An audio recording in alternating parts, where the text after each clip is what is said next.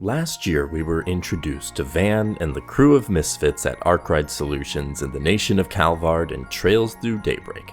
This was a big game for the Trails series as we shifted from Erebonia and Crossbell for the last 7 games to the Calvard Republic and introduced the new hybrid combat system. With one successful game complete, then we can now get hyped for the sequel that hopefully will bring the series forward on both the story and gameplay side of things. And I know I'm looking forward to seeing how Daybreak II picks things up from the ending of Daybreak. Trails Through Daybreak II is a hybrid but mostly turn-based RPG developed by Nihon Falcom and published at least in the West by NAS America. The game released in Japan in September of 2022 for the PS4 and PS5 with a PC port made by Clouded Leopard Entertainment coming out in 2023. In its Japanese title, the game is known as Koro no Kiseki 2 Crimson Sin, but the Western version decided to simply go with Trails Through Daybreak 2 without the Crimson Sin part. A demo for Trails Through Daybreak 2 will be coming on January 24th exclusively for PS4 and PS5, which... why? The Western version of Trails Through Daybreak 2 will come out on February 14th, 2025 and is coming for PC, PS4, PS5, and Switch. So if you're getting your sweetheart a gift for Valentine's Day, don't get them this game. What is wrong with you?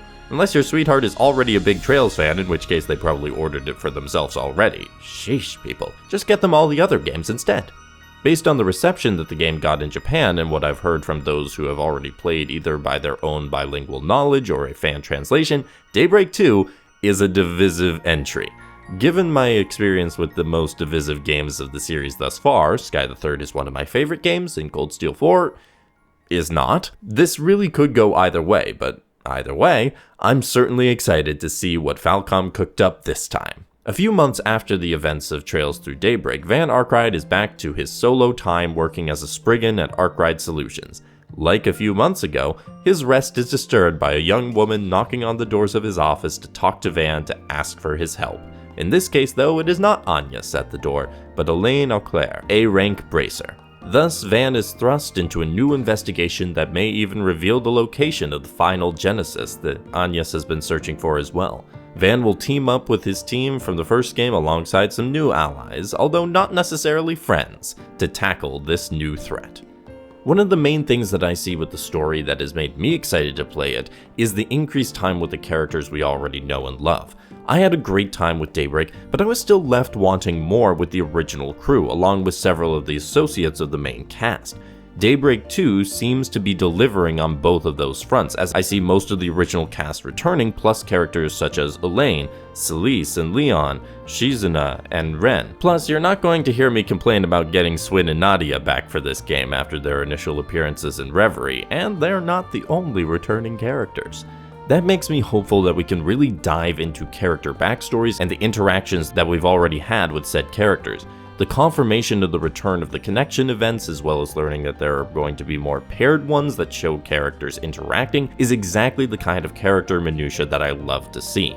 As for main plot details, I do like the idea behind a mirror antagonist for Van with the Crimson Beast. Not sure if that's what they're going for, but I think that kind of antagonist that's also a foil for the protagonist has been rather underutilized in the series thus far, so I would love to see it done here.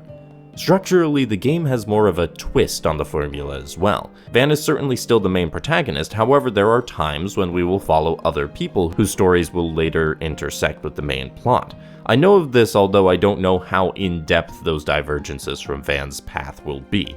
The main reference that we have prior to this is Reverie, and I don't think it's quite that dramatic of a difference and investment on the time front, but I could be mistaken.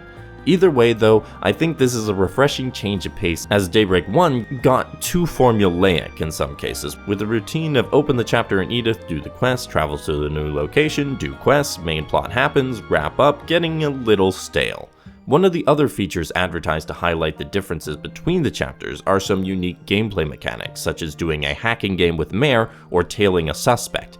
I am always up for some variety in the style of storytelling, and Daybreak 2 seems to be giving it a try at the very least. On the gameplay side of things, it seems there is one main update for each of the field or command phases of battle. For the action side of battle, that change is the cross charge. What is it with Falcom and cross action systems lately? When you manage to execute a perfect dodge of an enemy's attack, you can hit a button to swap in another character who will perform a charge attack on the enemy and have a bonus to their attack. I like the reward for the perfect dodge that feels a little more tangible than the previous system where it was just recharging the regular charge attack. As for the command phase addition, that would be EX chains. During battle, there are certain conditions that you have to meet to activate an EX chain. Once you have done so, using a craft or regular attack against a stunned enemy allows for chained simultaneous attacks on both the enemy in question and any other enemies surrounding them. For both of these, I'm looking forward to seeing how they play out in practice, but I like the sound of both of the additions, and other than that, I'm just hoping for a smooth battle experience. I already liked Daybreak's original battle system, as the field battle mode made getting through areas and enemies much more efficient, and the command mode placed more emphasis on careful placement of your allies and controlling who the enemies were concentrating their attacks on. So simply building off of that system seems like the right move to me. The only other detail I know on the main gameplay side of things is the new area called the Märchengarten. Seeing it in footage, it reminds me of the Dreamland Hills from Trails into Reverie. Levels filled with treasures and monsters set in natural settings. You can access the garden at any time and with any characters you've unlocked to this point while fulfilling missions, beating bosses, and gaining items. Again, it brings to mind the systems of Cold Steel 2 or Trails into Reverie, and is just another part of the content that I'm curious to see play out in Daybreak 2. Then we come to the thing that we've all been waiting for, the minigames. Yes, after Daybreak 1 cruelly ripped away this crucial aspect of the Trails games, yes, I'm kidding, but maybe not that much, Daybreak 2 has deigned to return these lost treasures. Let's talk about them. Returning from previous games, we have fishing, although with a different system from what we last saw in Reverie.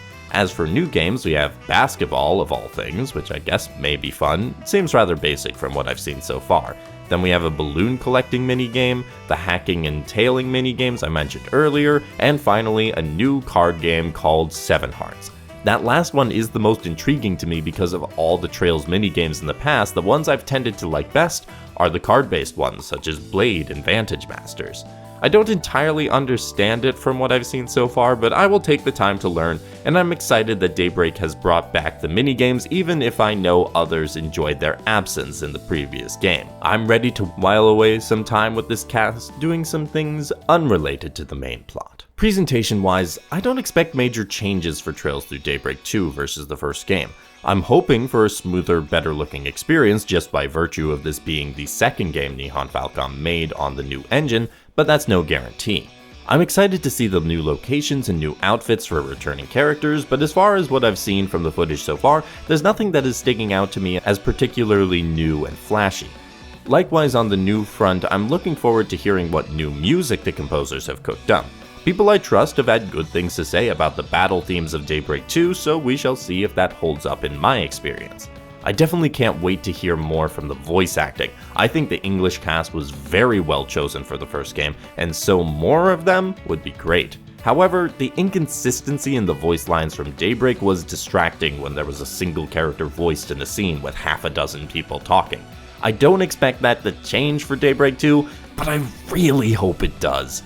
Otherwise, there may be some quality of life features and updates that would be nice, but I haven't seen any that stand out, and I also can't think of any glaring needs on that front either. The Trails series has done a good job recently of making the whole playing experience a fun time and easy for people to get into. Trails through Daybreak 2 has a lot of promise, especially for players like me that are all in on the character interactions and extra stuff you can do in Falcom games. I have some suspicions on how this entry will be regarded by the Trails fandom as a whole, but the fandom is not a monolith.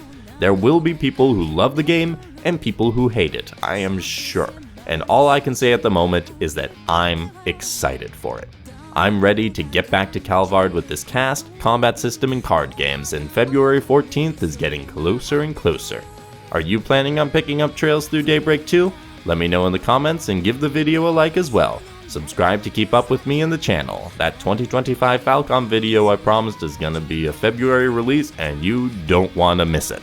Have a great day and happy gaming.